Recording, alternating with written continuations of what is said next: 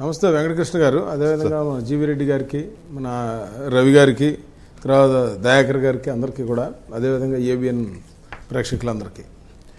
ఇప్పుడు ఇందులో రెండండి, మహారాష్ట్ర మాకు 200 పైన వస్తున్నాయని మా ఇన్ఫర్మేషను మేము కూడా వెళ్ళి ఉన్నాం కాబట్టి, కొన్ని చోట్ల చూసి వచ్చాం కాబట్టి మాకు ముందుగానే ప్లాన్ ఉంది. ఆ సర్వేలు కూడా అలాగే ఇచ్చినాయి. అది పెద్దగా ఆశ్చర్యపడాలని పని లేదు. కాకపోతే ఏంటంటే ఈ సర్వేలు మొన్న హర్యానా ఇచ్చిన తర్వాత తప్పైంది కాబట్టి అలా రకరకాలుగా జనాల్లో స్పెక్యులేషన్ నడిచింది. కానీ యాక్చువల్గా అక్కడ జరిగింది ఏంటంటే మెయిన్ 2-3 ఇష్యూస్ అండి. పార్లమెంట్ ఎలక్షన్లు అయిన తర్వాత అక్కడ ప్రతి మహిళకి 1500 రూపాయల చొప్పున అనౌన్స్ చేస్తే దాని మీద వద్దని చెప్పి వాళ్ళు కాంగ్రెస్ పార్టీ, శరద్ పవారు, శివసేన వాళ్ళు కోర్టుకు వెళ్ళారు. కోర్టుకు వెళ్ళిన తర్వాత అది కోర్టులో అది నడుస్తూ ఉంది.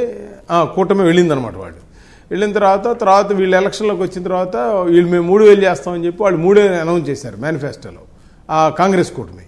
కానీ మా వాళ్ళు అప్పటికే 2100 చేసేసారు. అప్పటికే చేసిన తర్వాత బీజేపీ వాళ్ళు ఒక మాట చెప్తే గ్యారంటీగా మాట నిలబడతారని ఒక నమ్మకంతో మహిళలు కూడా మొత్తం కూడా వన్ సైడ్గా వెళ్ళడం జరిగింది.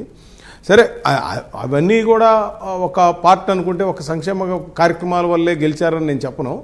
మెయిన్ ఏంటంటే గత 2 సంవత్సరాల నుంచి కూడా షిండే గారు కానీ, ఫడ్నవీస్ గారు కానీ ఆయన సీఎం చేసిన ఆయన డిప్యూటీ సీఎంగా ఉండి ఒక కోఆర్డినేషన్తో చేయడం అంత ఈజీ కాదండి.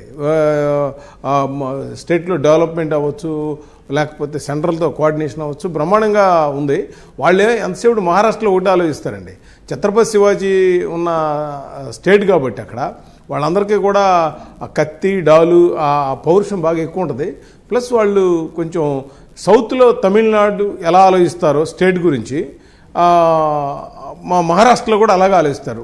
అల్టిమేట్గా కూడా అక్కడ పార్టీల కంటే కూడా సో అక్కడ డెఫినెట్గా వాళ్ళకి ఆ ఇంపాక్ట్ ఉందండి. వీటన్నిటికంటే కూడా ఇందాక మీరేదో మా మీద జోకేశారు. నేనేమంటున్నానంటే మోడీ గారి ఇమేజ్ ఈ రోజుకి కూడా ప్రపంచవ్యాప్తంగా ఉందండి. ఉక్రెయిన్ రష్యా వార్ అవ్వచ్చు, ఇజ్రాయిల్, లేకపోతే అక్కడ లెబనాన్ అవ్వచ్చు, యమన్ అవ్వచ్చు, ఏదైనా సరే ప్రపంచంలో ఇవాళ ట్రంప్ వచ్చినా లేకపోతే పుతిన్ వచ్చినా ఎవరు వచ్చినా ఒక కోఆర్డినేషన్ అనేది మోడీ గారు చేస్తున్నారు ప్రపంచవ్యాప్తంగా. ఎందుకంటే అక్కడ మన భారతదేశంలో ఉన్న జిఎస్టీలో 26% అక్కడి నుంచే వస్తుంది మనకి.